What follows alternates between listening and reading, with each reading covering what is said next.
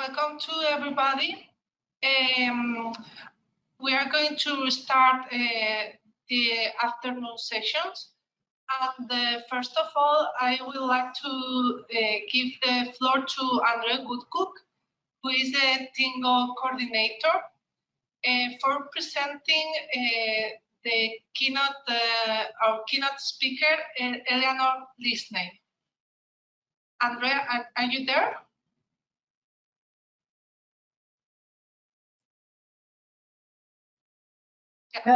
Hello, Francis. Good afternoon, everybody. Welcome back to the session. I wasn't expecting I would do this introduction, but I am very pleased to introduce Eleanor Lisney, who I've known for several years and who I've been following very much on Facebook and social media. Eleanor is a campaigner, founder member, and public speaker and co-director of Sisters of Frida. And she's also an access advisor and co-founder of Cultural Access, and I would be really interested in what she has to say today and her experiences of mobility. So with further ado, I'd like to invite Eleanor to the floor. Thank you. Hello, can you all hear me? Yes, we can hear you, but we can't see you. I think I need to put the webcam on. Can you see me now? Yes, yeah, that's fine, Eleanor. Thank you. Thank you. Shall I put my presentation up now? Where do I go to? We can see your presentation, I think. We've got introduction slide on at the moment and your face on top of it. Oh, great, thank you. First of all, thank you to Andre for inviting me here. You've introduced me, so I should say I'm a researcher activist. I realized that I might be the only non-academic on this conference. I've been listening. I have lived in Malaysia, the UK, in France, and lived and worked in the USA. I should say that throughout this presentation, I will use the term disabled people rather than people with disabilities, following the social model of disability. In case people here do not know what the social model of disability is, this is from a definition from Inclusion London. The social model of disability was developed by disabled people to identify and take action against disabled people's oppression and exclusion. It was developed as a direct challenge to the prevailing models of disability that viewed disability as an individual medical problem that needed to be prevented, cured, or contained, or as a charitable issue that viewed disabled people as unfortunate who needed to be pitied and catered for by segregated charitable organizations. So, to start, what is inclusive mobility for disabled people? I'm going to have to move because I can't see my own presentation. Here we go. Sorry. What is inclusive mobility for disabled people? For many people, it means access, which is right, physical access. However, there is more to be considered, and definitely there are more barriers. We cannot ignore, to start with, to talk about inclusive mobility for disabled people. We cannot ignore the historical battle for disability rights to accessible transport by disabled people, for rights to accessible transport. And for here, I would say that focus is on the UK.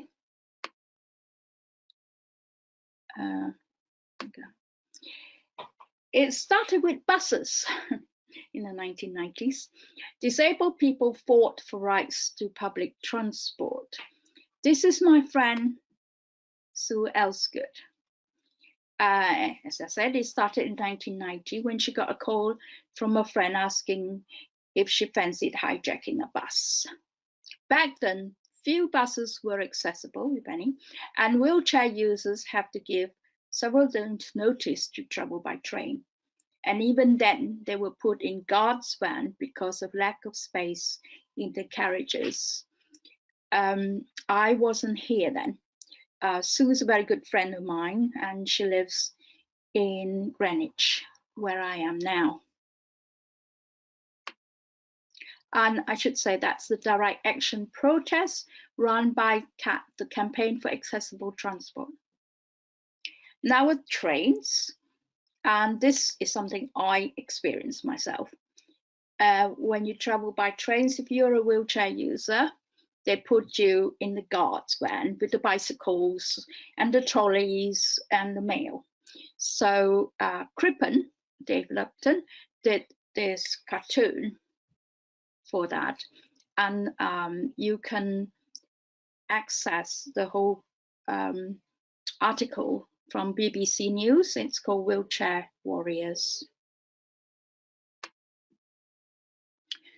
So to follow, in the UK, there was the DDA in 1995, the Disability Discrimination Act.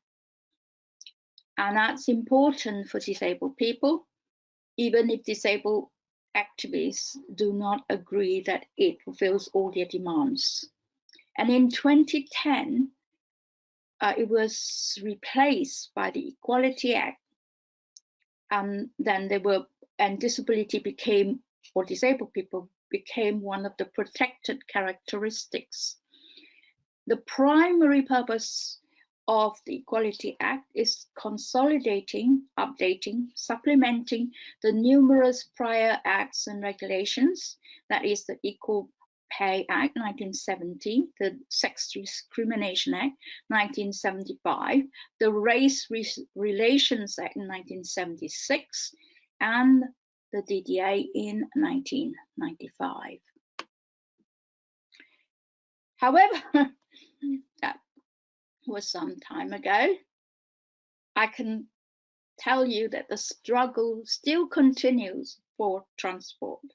We still do protests, and this photo is by John Pring from the Disability News Service. It's a protest by Transport for All.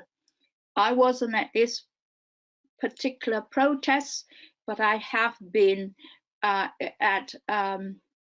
the Transport for All protests at London's train stations.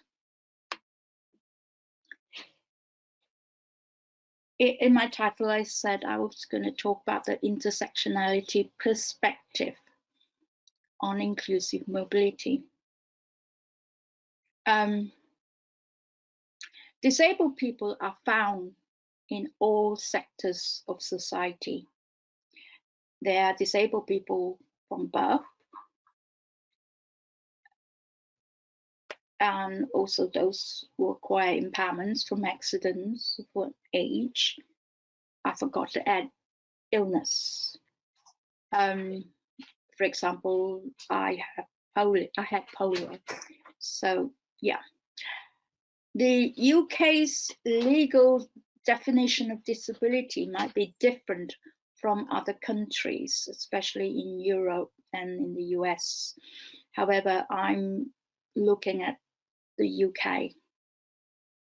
And when it comes to discrimination, there are, of course, intersections when we looked at gender, race, disability, age, nationality, and regional differences, because one size doesn't fit all.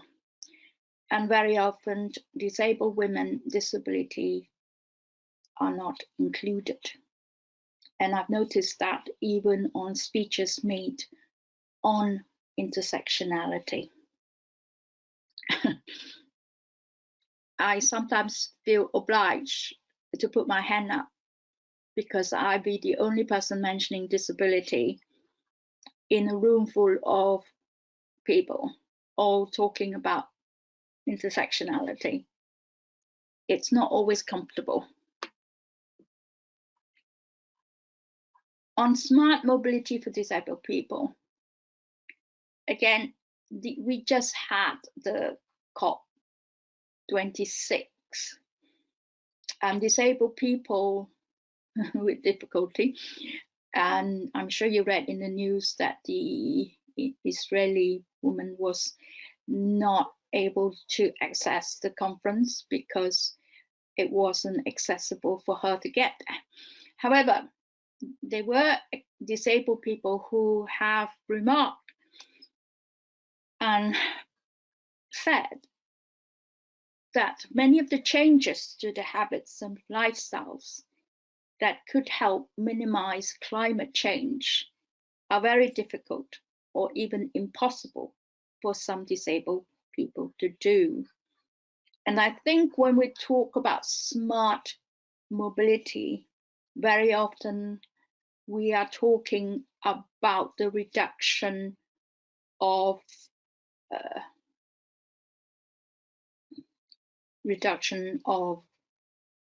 pollution, the sort of thing we're talking about, to minimize climate change, like fumes, and so that to reduce the carbon footprint, etc. And this is the same for smart mobility for disabled people, because the focus, and I have been listening to people's presentations on this conference, the focus is very often on active travel, such as walking, e-scooters or biking, and pedestrianization of city centers means that disabled, and that includes, I include older women, older people, will be hampered from shopping, leisure, and civil activities. Not everybody is able to use or want to use online shopping. And the pedestrianization includes not being able to park for people with blue badges or for people who can use accessible parking. They become less and less available. I will talk about the impact on COVID on use of public transport by disabled women later.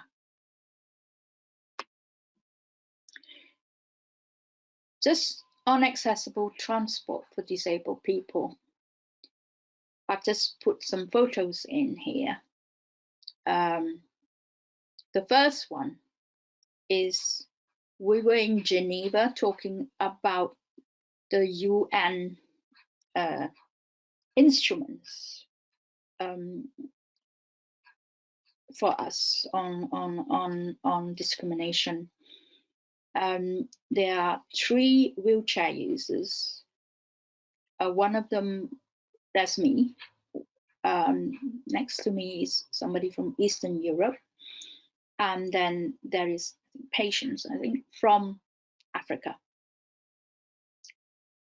And the next one is me in front of a plane. And I think I was wondering how I was going to get up, waiting for the bridge to help me to get on that plane.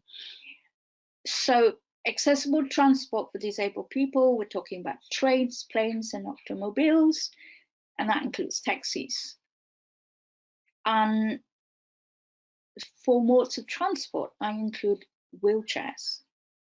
But we also are talking about pedestrian, being a pedestrian, so pedestrian areas, shared spaces. Shared spaces is extremely problematic, especially for people who are blind or have impaired vision. We're talking also about signage. And here I include mobility vehicles, and that is cars. And I'm talking specifically in terms of disabled people, because in the UK, you can buy a car or a van. It's called mobility, and it helps you from getting A to B. The reason I'm adding that is it's not a private car. It's not. It is for private usage, because a lot of disabled people can't use public transport for all sorts of reasons, and find it easier to have a car or a van and have them driven, because one of the big barrier is just fear of public transport, and I will talk about that a bit more. And that's also street furniture.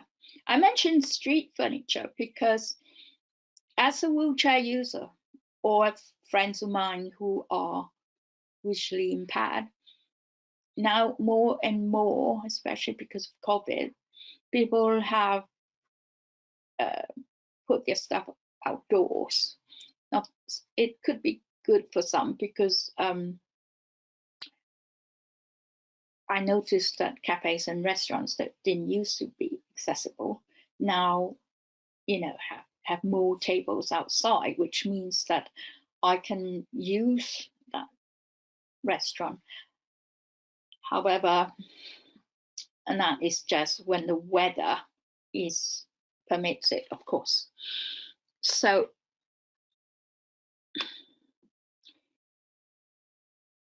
I just added some more photos on accessible transport. One with the ramp, that is in Hong Kong on their equivalent of the tube, and it's good. We don't have that here. I am saying that because one of the reasons why wheelchair users do not use the tube is mind the gap, because very often the carriage is much higher than the platform, and you really have to kind of run at it to be able to access. And when you have people in the carriage, it's worrying because you might bump into them, and they don't always make space for you. And also, not all wheelchairs are able to make the climb, because very often it can be as much as 8 inches.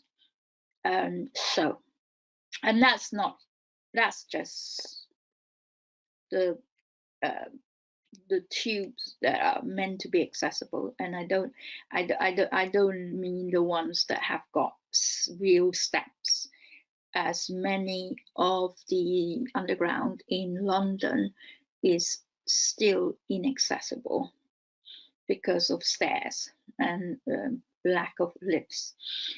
And the next picture is in Strasbourg in France, and I'm showing that because a lot of disabled people have to use that kind of transport, which is really a bad use of time, if I can say that, because you have to wait for everybody to go around the whole city when they pick you up and deposit you, etc. And we do have those also in this country, especially for things like hospital appointments and shopping for people in in daycare centers or in residential homes, etc. But does accessible always mean inclusive and non-discriminatory? No, it doesn't always on public transport, because accessibility needs maintenance. Often ramps don't work, announcements on buses stop working, these are for blind passengers.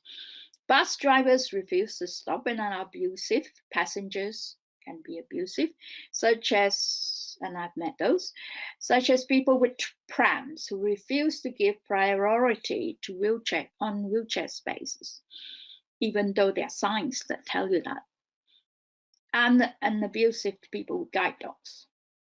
And so disability hate crimes happen on public transport.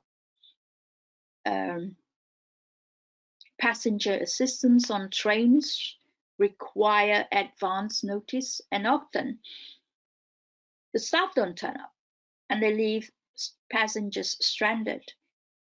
How often have I read on Twitter people who are left on the train not being able to get off because they've just been forgotten.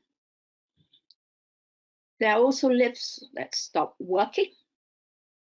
All kinds of train stations, and if you don't know, you get stuck. I was stuck when I was meant to be at a television station. I was meant to be giving an interview, and I couldn't go because the lift at that particular station just stopped working, and I couldn't get out in time to reschedule or even get there. So the lift, that's extremely scary. It could leave you stranded on the underground. I've had that happen to me, and I don't know if you know London, but at like Green Park, because there are like 3 lifts to negotiate. And so it can be very stressful if you need to go somewhere, and then you have to sort of think, if any one of those lifts do not work, you're a bit stuck. And on planes, wheelchairs get lost or damaged by airlines. This is on Washington Post on this year. 50,000 wheelchairs since late 2018 was lost or damaged by airlines. Roughly 29 per day. This is according to the Washington Post. It could be dangerous. Recently, a well-known woman disability activist, Angracia Figueira, I hope I pronounced her name right, died on October 31st from complications sustained after United Airlines damaged her wheelchair, and they didn't replace it properly until too late, and I don't know. Yeah, so it could be dangerous because of what could happen to your mobility device, and I'm talking about that because in this case it is a wheelchair. Passenger assistance, plane crew are not always given training and can make disableist or sexist remarks. I remember I was once on a plane from Strasbourg to Nice, and the person who came to get me off the plane didn't stop telling me how lucky I was that I had him to come and get me off the plane, because I was traveling on my own, and I shouldn't be traveling on my own as a woman and as a disabled person, blah, blah, blah. you're a bit hijacked in a way. I don't know what's the term, because I could be rude, but if your passage, if your travel, your journey is in the hands of the person who is being that discriminatory, is it wise? Especially when I was in a foreign so-called territory. Automobiles. I include taxis. And how often do taxi drivers refuse to take wheelchair passengers or those with guide dogs? Uber has been sued for discriminating against disabled passengers. But it's not just Uber. Black cabs are also notorious for doing that. It's very, very difficult because, you know, you often end up in a strange city and you don't know how to get from A to B, and you need taxis and they refuse to take you. So it's no surprise that disabled people are not always enthusiastic about travel. And of course, there's also bus drivers who pretend not to see you and just sort of like, you know, not look at you. Or the other thing is they can say that their ramps are not working. And sometimes they're not. They don't need, I mean, in UK, they shouldn't do that. I mean, you can complain about them. But I have been in Brussels in front of the EU building where I had 3 buses to go back to the station to pick up the Eurostar, and all 3 buses, none of the ramps worked. So in the end, I had to get a taxi with huge difficulty.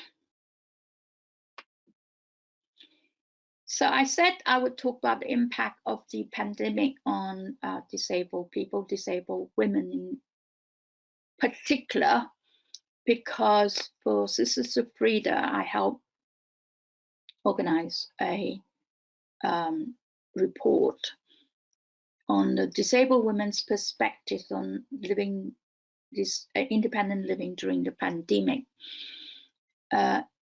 Independent living here doesn't mean, you know, being able to do things on your own. It means having the choice and control over your life. Sisters of Frida, which is, I am a co-founder of Disabled Women's Collective. We produce a report on the impact of COVID-19 on disabled women in the UK. We asked an intersection of disabled women, including disabled mothers and women of color. We included a webinar and a series of videos. These can be accessed at the link.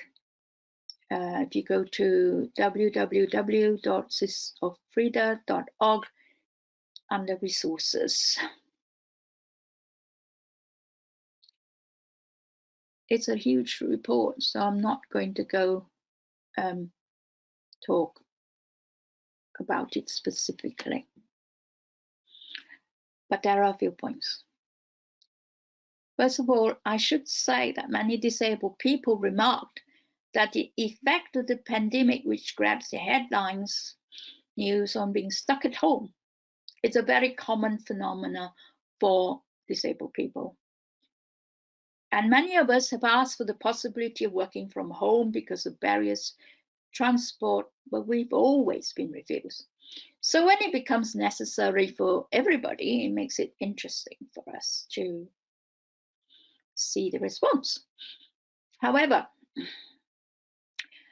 the pandemic became, and is still, crucial to disabled women in regard to public transport, crucial for survival in terms of access to food and personal assistance.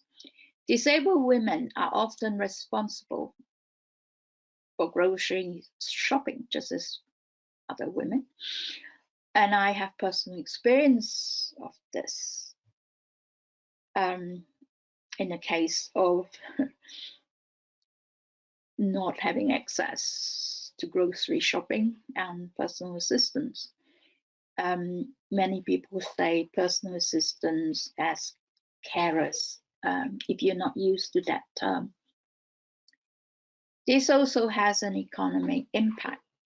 Sure, there's online shopping if you can get a slot on your supermarket and afford the prices. Many disabled women are also shielded, which means that we fear contact with people.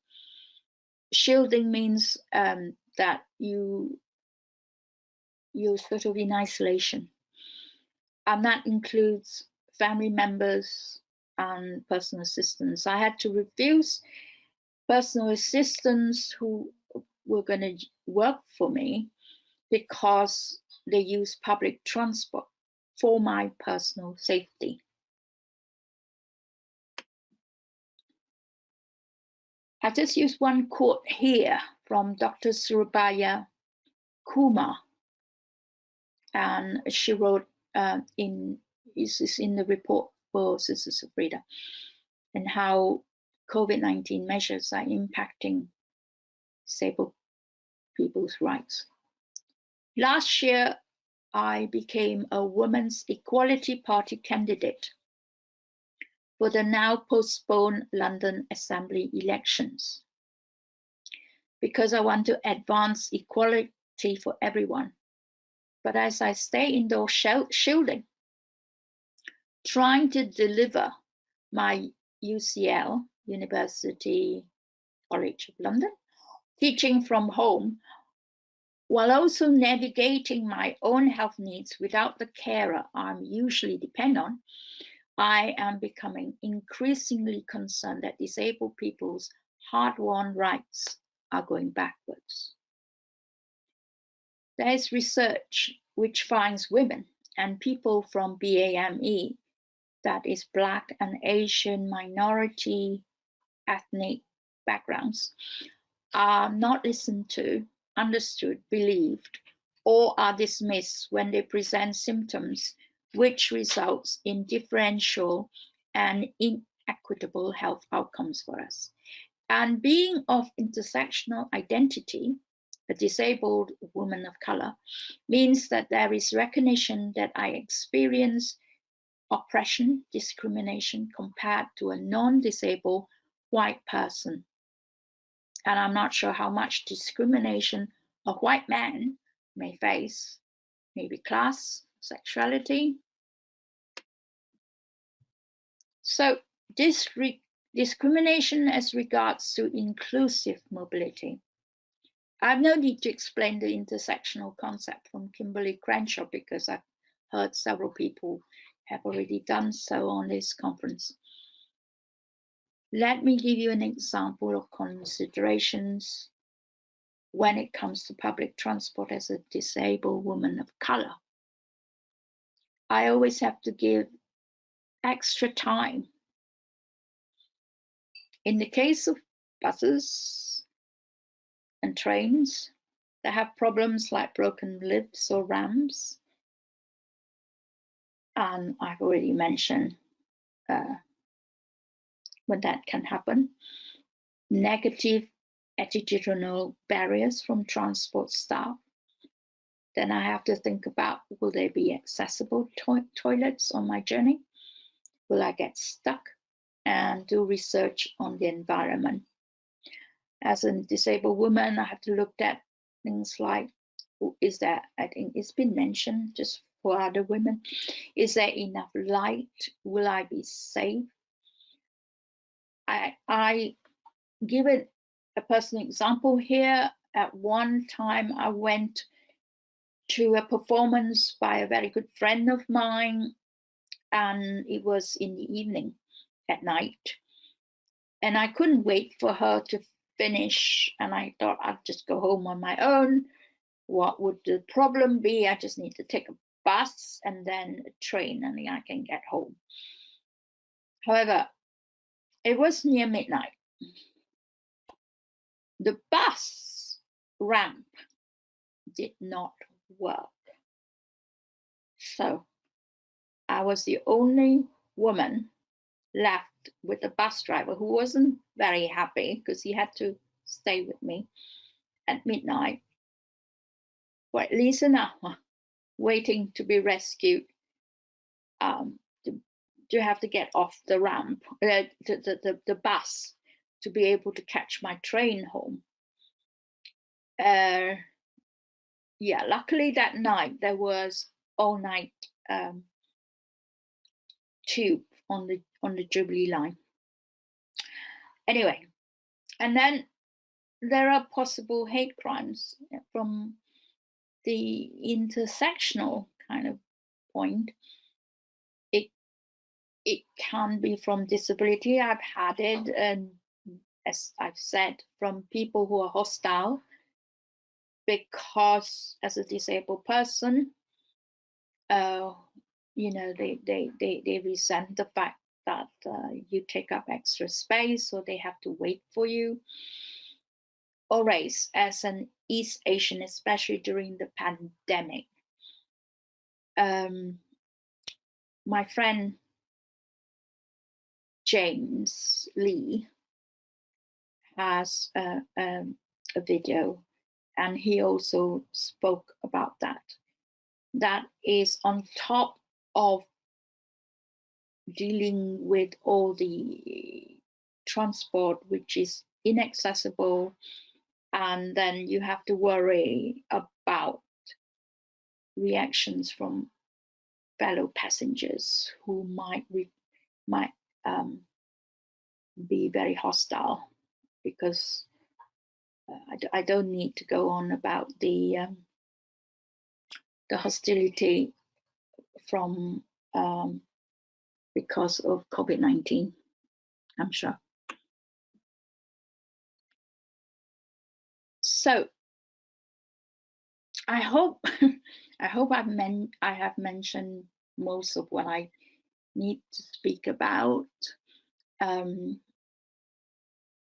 I hope that you will go and look up the reports from Sisters of Frida, because I think that they are quite useful, and I have thought of using more, but I think that it is best if you look at it yourself. It's very difficult to sort of condense it. So, nothing about us without us is a slogan that all disabled people use. And that is a banner, a flag that we fly. So, can I say, in considering inclusive mobility, please do include us in all aspects of planning, policy, employment. We have the lived experience to help inform. For example, I am on the advisory panel for TransReport app for train passenger assistance. And as a panel of disabled people, we advise on how best to develop and what kind of issues that can come out for train passengers. Thank you. Feel free to contact me, eLisney at intlisney.uk or at Sisters of Frida. And I hope that this has been useful. Thank you.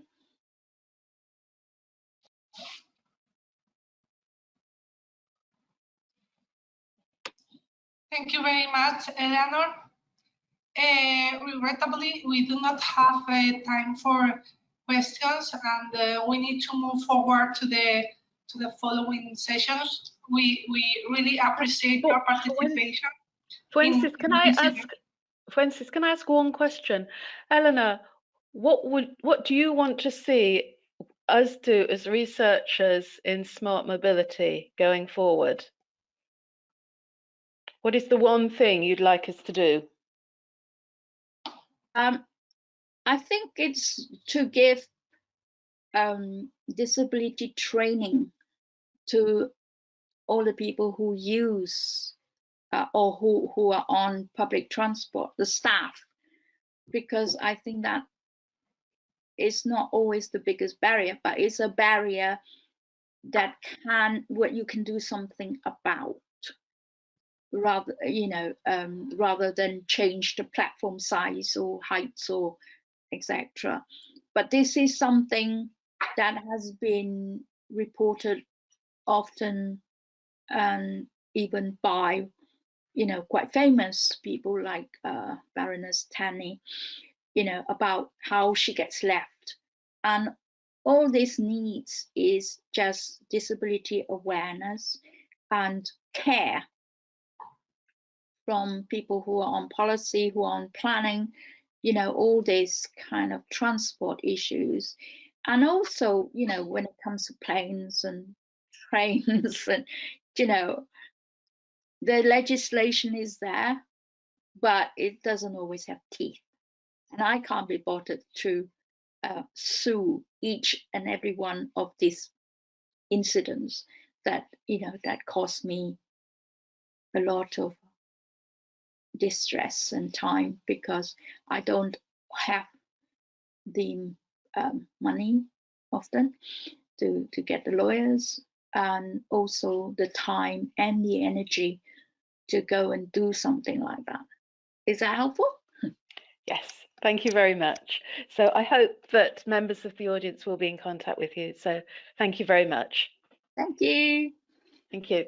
Right, sorry, Francis, off you go. Yeah, don't worry. Thank you very much, Eleanor, for your kind participation in this event.